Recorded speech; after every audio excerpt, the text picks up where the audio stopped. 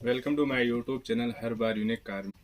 भाई आज का टॉपिक है कि मेरे पास इंस्टाग्राम के ऊपर और काफ़ी मैसेज आ रहे हैं कि भाई हमें ये बताएं कि आप पोलैंड के अंदर ये क्वेश्चन हमारे हैं, तो ये चीज़ें पोलैंड में हो जाती है। ठीक है, तो मैं बताता हूँ आपको क्या क्वेश्चन है, मेरे पास कमेंट में है।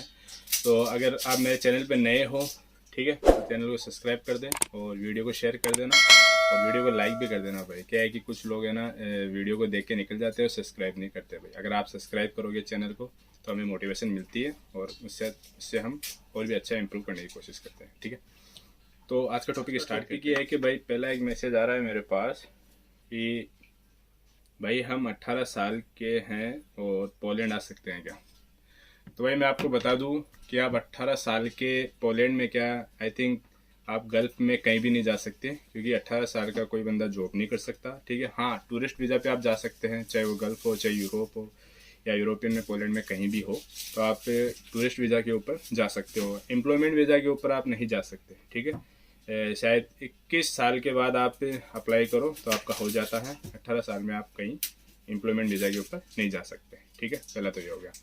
और एक दूसरा कमेंट है, हाँ, कि भाई पोलैंड में अच्छे से जॉब का हो जाता है क्या।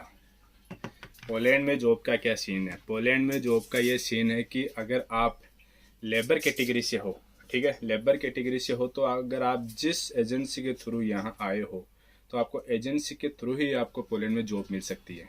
ठीक है, जिस कंपनी में भी हो। और अगर आपके पास कोई ट्रेड है, ठीक है, ट्रेड जैसे फॉर एग्जांपल यहाँ पे ज़्यादातर चलता है वेल्डिंग का। ठीक है, वेल्डिंग में अगर आप एक्सपर्ट हो, वेल्डिंग का काम अगर आपको अच्छे से आता है, तो आप जिस एजेंसी के थ्रू आए हो, अगर उसमें काम नहीं है तो आप स्विच कर सकते हो किसी दूसरी कंपनी में, आप डायरेक्ट हो सकते हो।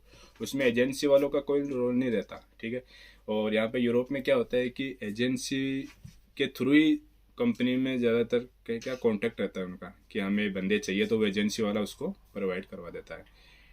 ठीक है, तो जो सैलरी होती है वो आपकी सैलरी कंपनी वाला एजेंसी को पे करेगा, एजेंसी वाला आपके अकाउंट में पे करेगा। ठीक है, तो मोटा मोटी देखा जाए तो एक एज टाइप है, सप्लाई टाइप हो गया, जैसे गल्फ में वगैरह सप्लायर जैसे नहीं चलता कि सप्लायर, वैसा सिस्टम हो गया है। ठीक है, और अगर आपको ट्रेड आता है, फॉर एग्जांपल जैसे आप किसी ऑटो फील्ड में हो या आप आईटी फील्ड में हो या फिर आप पास एक्सपीरियंस वगैरह, चाहे वो एज ए कुछ भी हो, ठीक है, कंस्ट्रक्शन लाइन का हो, कुछ भी हो, तो आपको डायरेक्ट अपॉर्चुनिटी मिल सकती है।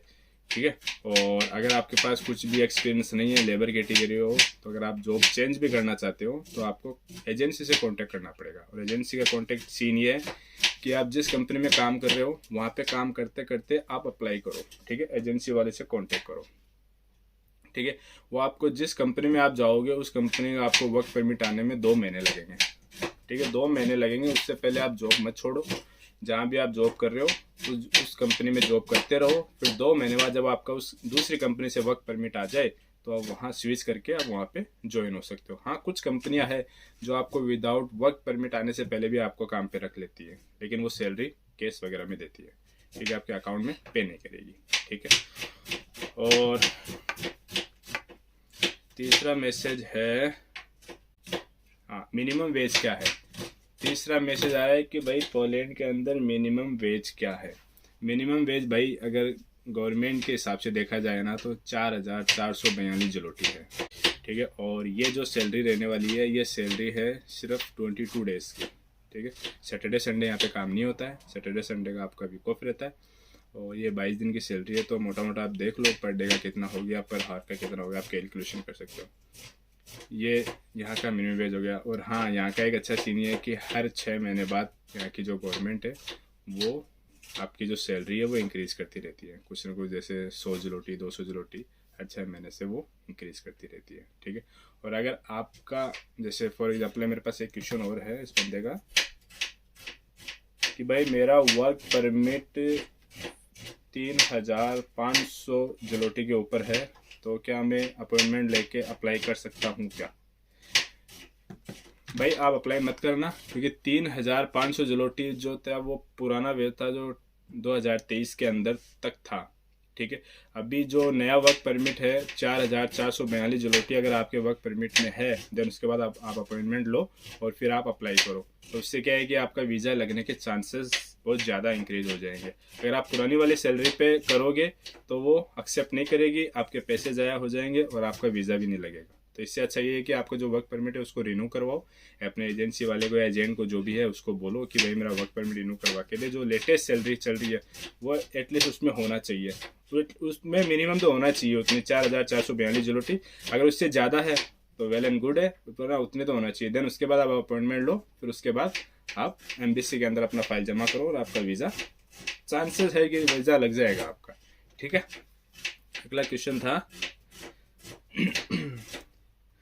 कि भाई अपॉइंटमेंट नहीं मिल रहे हैं, अपॉइंटमेंट का क्या सीन है। देखिए भाई, अपॉइंटमेंट का सीन ये है कि अपॉइंटमेंट अभी फ़िलहाल चालू है।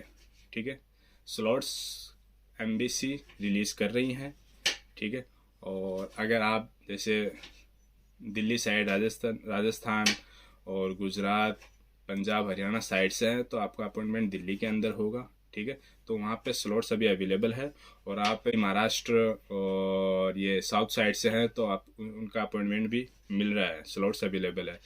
तो स्लॉट्स का सीन ये है कि भाई आप क्या है कि जनरली मिलता नहीं है, अगर आप खुद ट्राई करोगे तो मुश्किल से नहीं मिलता। मैं भी कभी कभी ट्राई करता हूँ अपने फ्रेंड्स के लिए, तो स्लॉट्स अवेलेबल नहीं दिखाता है। जब उसको अपन साइड ओपन करेंगे, साइड ओपन करते हैं तो वो वहाँ पे तो स्लॉट्स अवेलेबल दिखाता है। देन उसके बाद अगर अपन अंदर जाएंगे, उसको डाटा फिल करेंगे तो वो स्लॉट्स आउट ऑफ बता देता है। ठीक है। उसमें वो स्लॉट्स खाली नहीं रहता फिर।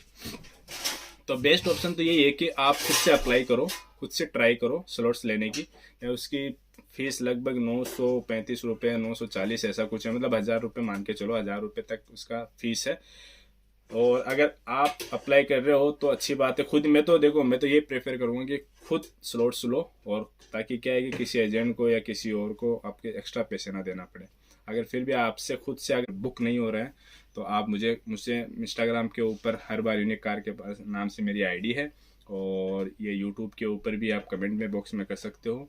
तो मैं आपकी हेल्प कर सकता हूँ कि अगर आपको लेना है अपॉइंटमेंट तो आप मुझसे कांटेक्ट कर सकते हो, मैं आपको अपॉइंटमेंट दिलवा दूंगा। अगला क्वेश्चन है कि भाई हम पोलैंड कैसे आ सकते हैं। पोलैंड हो भाई, देखो पोलैंड हो या यूरोप में कोई भी कंट्री हो, ठीक है, आप कैसे आ सकते हो। फर्स्ट ऑप्शन है कि आप खुद से ऑनलाइन अप्लाई करो। ठीक है। आप जिस फील्ड में हो उस फील्ड की कंपनी सर्च करो। ठीक है। सर्च करने के बाद उस पर आपकी डाटा फिल करो, आपका रिज्यूमे भेजो, आपका एक्सपीरियंस लेटर भेजो, उनसे कांटेक्ट करो, उनको मेल करो। ठीक है। मेल करने के बाद आपको क्या है कि अगर डायरेक्ट आपको ऑप्शन मिल जाता है तो अच्छी बात है, लिंक्डइन के थ्रू कर सकते हो और फेसबुक के थ्रू भी कर सकते हो। ठीक है।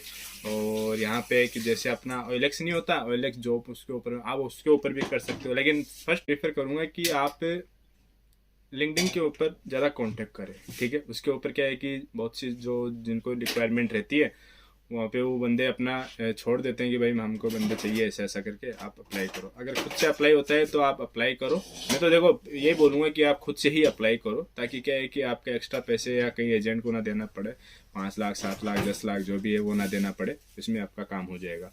और अगर आप खुद से अप्लाई नहीं कर सकते हो, कुछ नहीं होता है, तो आप मुझे मैसेज करो। मैं किसी अच्छा जो एजेंट है उसको आपको प्रीफर करता हूँ, आप उनसे कांटेक्ट कर सकते हो और उनसे भी आप अपना जो अप्लाई करना चाहते हो, अगर यहाँ आने का आपका ड्रीम है तो आप उनसे भी कर सकते हो। ठीक है। बस भाई आज के ही सवाल थे, और नेक्स्ट कभी वीडियो बनाएंगे तो उसमें जो सवाल रहेंगे तो वो भी कवर करने की कोशिश करेंगे, और कोई नई इन्फॉर्मेशन रहेगी तो वो भी कवर करने की कोशिश करेंगे। ठीक है। तो चलिए देखते रहिए हमारा चैनल हर बार यूनिक कार, और चैनल को सब्सक्राइब कर देना, वीडियो को लाइक कर देना और शेयर भी कर देना।